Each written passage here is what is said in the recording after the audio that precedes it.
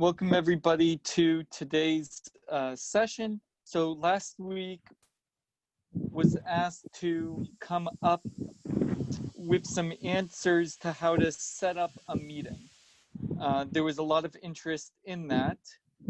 If you are interested in the meeting that we had last Friday, it is now available up on YouTube.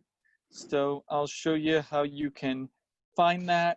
So if I go to Google, and I'm just going to type in Google so you can see. I'm sorry, what tablet are you using? I'm using an iPad. Oh, I don't have an iPad. That's okay. You can use a computer. Yep. So if you search in Google for the word Techie to the rescue, YouTube, and you click on the very first link that says Techie to the rescue, YouTube. Okay. And do you see what I'm showing right here? Yeah. Yeah. It says Techie to the rescue, home of your Techie superhero. Yes. So the sessions are known now as Techie to the Rescue Tech Talk Friday, June 19th. So you can then see what happened in past events. So I'm going to do my best to send that information as part of the meeting information, so that way you can see past information. But try to build a playlist called Tech Talk Friday, and eventually we'll have all the different Tech Talks that we have on Fridays listed in here as we get them recorded. Everybody sees that okay? Yes. No? Okay, good. Yes. So last week I was asked at the end of the session that the majority was interested in understanding how to set up a new Zoom meeting. So here is an example of going into the website zoom.us.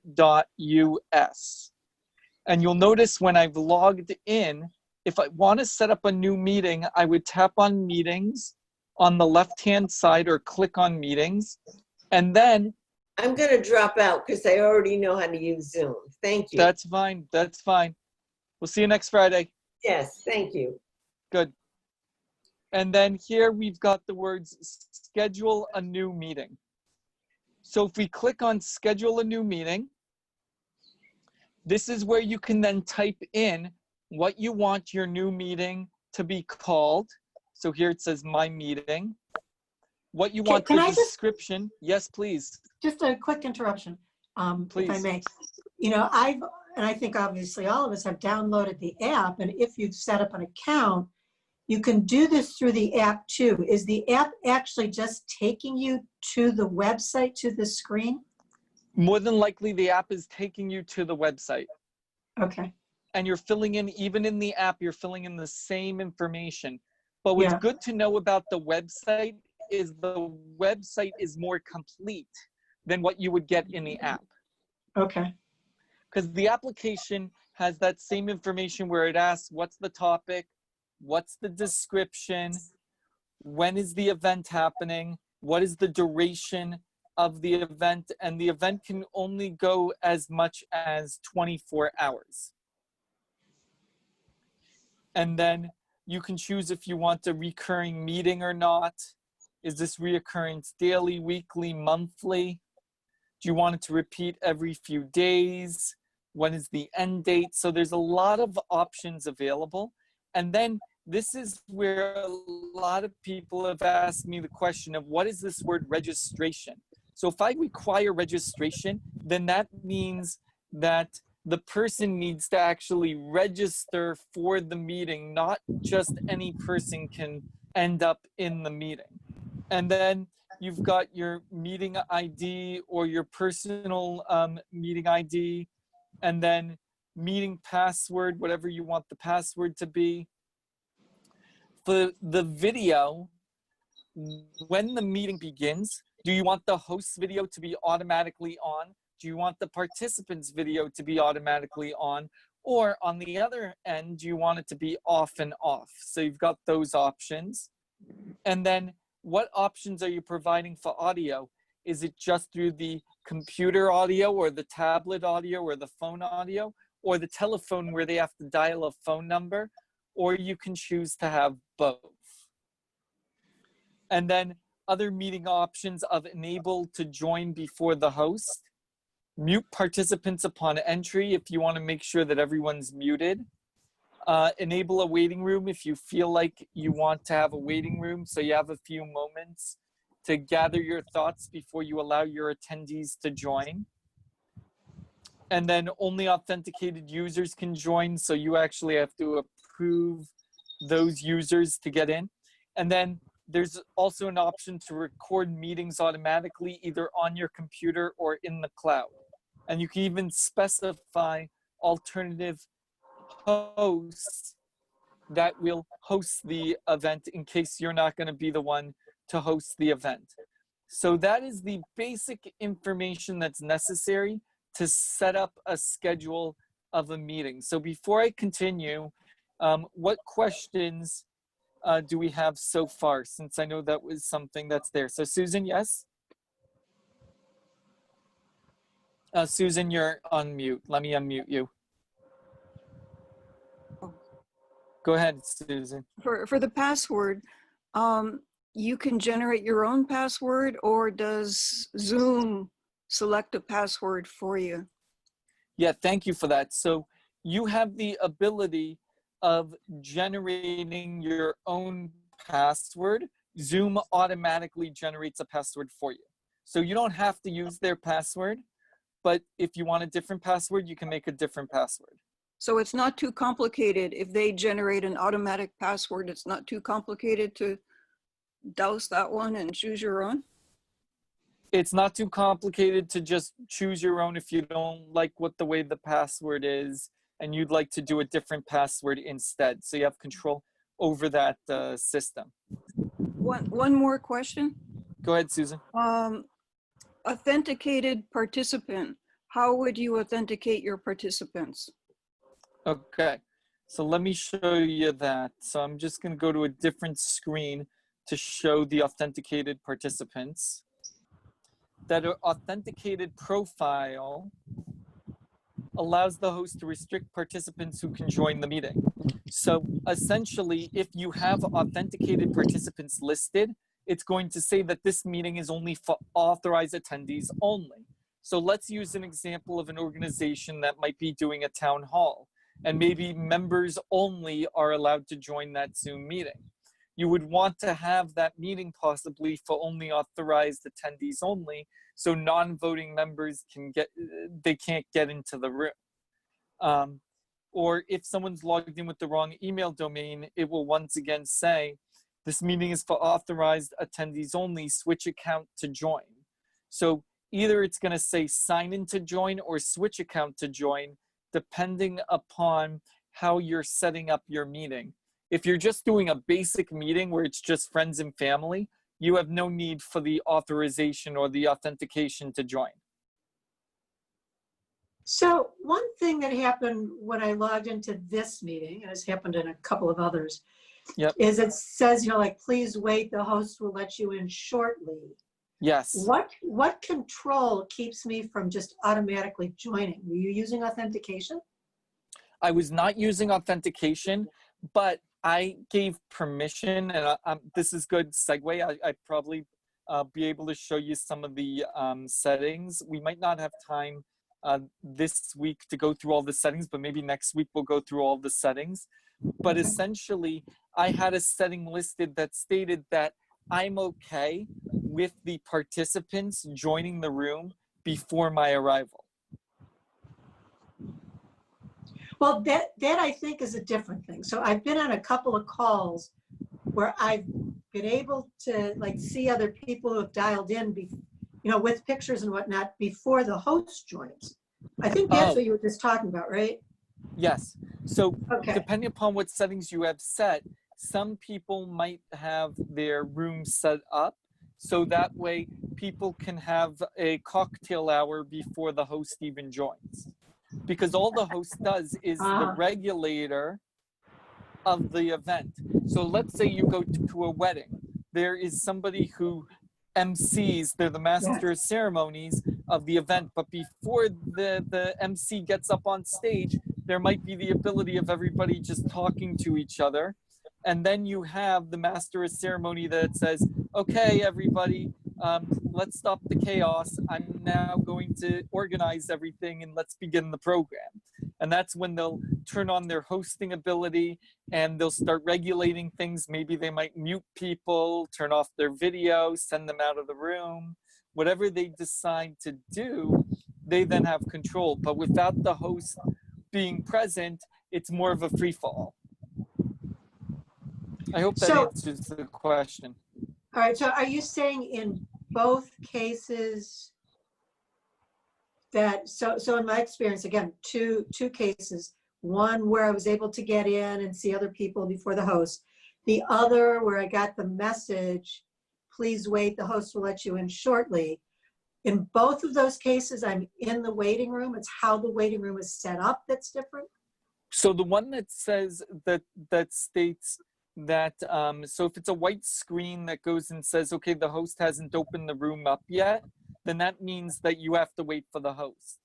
If it goes to a black screen that says that essentially this meeting's going to be starting soon, then more than likely you're in the waiting room and you're not able to talk to anybody until the host unlocks the door and lets you in from the waiting room. Okay. So like right now I could send you to the waiting room and then admit you back into the room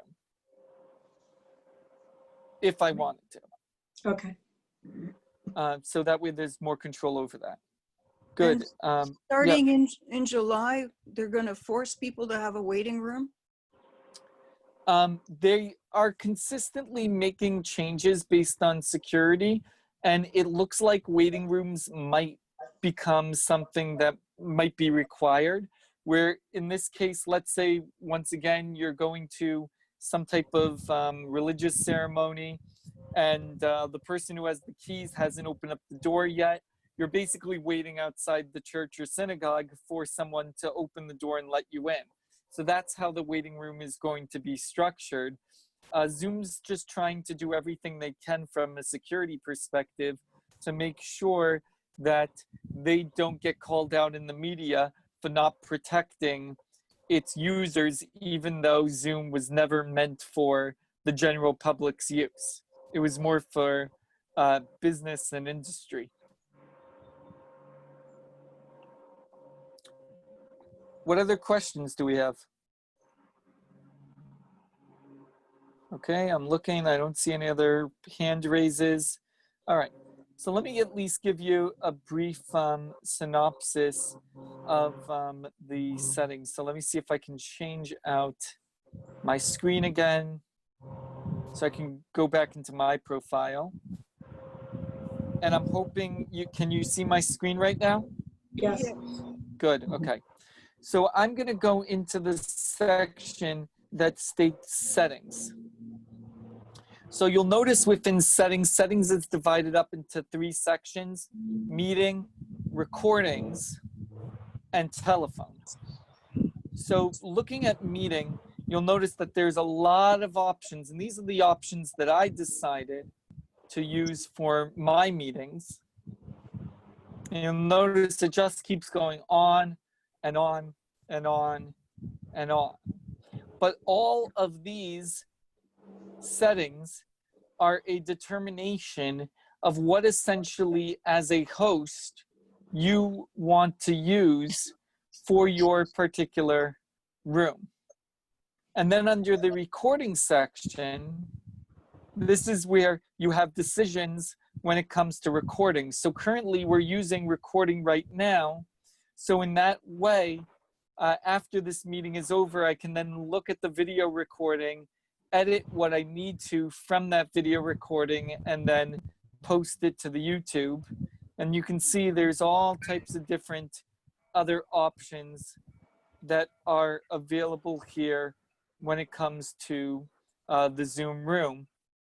And the other thing I forgot to mention, so I mentioned earlier about meetings, there's also the option that's called webinars, and webinars can allow up to 100 video participants with 10,000 attendees. So it gives you the ability to have more of a conference type setting. And if you want to monetize your webinars, you can use PayPal integrations. You can have polls, raise hands, chats, recordings, reporting. So there's a lot of options that are available for webinars. What's interesting though, when it comes to webinars, it's got its own manual as far as how to conduct a webinar. So whenever you're in a webinar, notice how we can see each other's videos right now.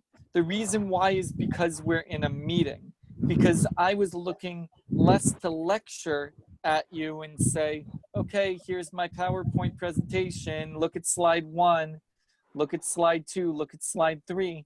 Instead, I wanted to engage in more of a conversation, in which case we're all discussing the various topic of whatever we're talking about in technology this week.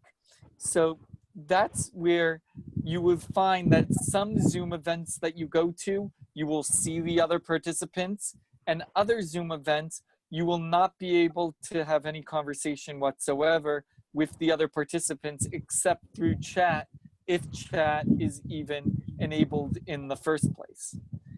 So with that, what questions do you have with the 10 minutes we have left for our session today? Avril, Yes. hi, it's Jane. In the left-hand corner, it says recording. Yes. Okay, so the only time we know for sure that the group is being recorded is if that has the red button there and it says recording. Is that correct? Right. When you see that red button that says recording, that means that the person who is running the meeting is recording whatever's going on in the conversation. So if you do not want to be part of that recording, you want to make sure that your video is off and that you're muted if you don't want to participate in that recording. But basically, yeah, go ahead. I'm sorry, I didn't mean to step on your tongue. Are they supposed to let you know as a courtesy that they are, I mean, you did, but are they supposed to let you know, the host, that they are recording the session?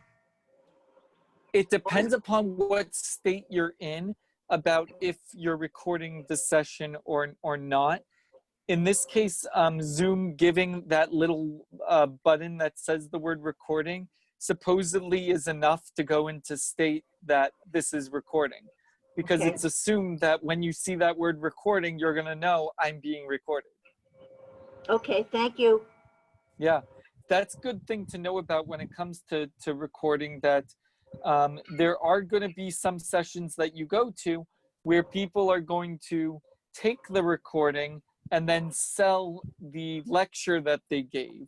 And they're going to have the option of showing your videos if you want them to be seen, or showing just their own video, or just playing the audio to the room. So there's lots of different options. So at first I wasn't planning on recording any of this, but I was receiving so many emails that were saying that people could only make certain sessions and not other sessions, and every Friday is a big commitment, and as a result we have different people coming every Friday, but they want to know what was spoken about last Friday. So what I'm trying to do is accommodate by recording this session, and then any extra filler that's unnecessary for those that are listening to the recording, eliminating those extra little filler parts. So in that way, it becomes a better way that we can all keep in touch of what's been spoken about so far. And as things change, I mean, these conversations are going to get different. For example, Apple just announced a whole lot of new software. So that's going to be a whole conversation at some point of what's new with all this Apple software that's coming out, which happens to feature a lot concerning privacy. So there's constantly changes happening in the technology world. Good. What other questions do we have? The enhanced encryption, there's a little green shield there with enhanced encryption. Yes. did you select that, or is that ongoing for any Zoom session? Yeah, thank you about that. So enhanced encryption.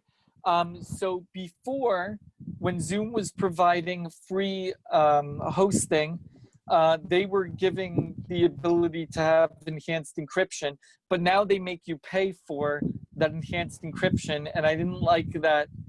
And once again, because people were saying that they wanted recordings and security and such, so I ended up paying for a system for Zoom, where I upgraded my system, so now I can record and I have this encryption. If you don't see that enhanced encryption, then more than likely that person is using Zoom on a free account and possibly doesn't care about what's being presented to the audience. And where is the symbol that says it's enhanced? I'm not seeing it. It could be either at the top of your screen, it could be at the bottom of your screen. And it's a green, see, I Um, see the red recording, but I don't see any green. Bring your cursor up right beside the red recording and you'll see it. Let me see if I can show you. No, what Suzanne said was what I did is I put the cursor on the little red button that says recording, and then it says, if you hit the green button, it says enhanced encryption, and then there was another something little dot there after that. All right, I'm not I'm seeing trying it on to the iPad. I'm trying to see if I can find the, yeah, because it kind of looks like this symbol right here, like a green shield with a check mark on it. Interesting. I'm on an iPad and I don't see it at all. Oh, if you're on an iPad, it would be at the top of the screen where it says the word Zoom. Oh, there's a check mark. Okay, I do see that. Thank you. Yep, that is the enhanced. So if you click on that, it's going to say that you are using enhanced encryption, and it will mention the meeting ID, the host, the password, an invite link, and then your participant ID. Okay, thank you. Yeah, no, thank you everybody for these questions. So we're gonna end the recording here. So I want to thank everybody that's listening to the recording, and we will see you next Friday.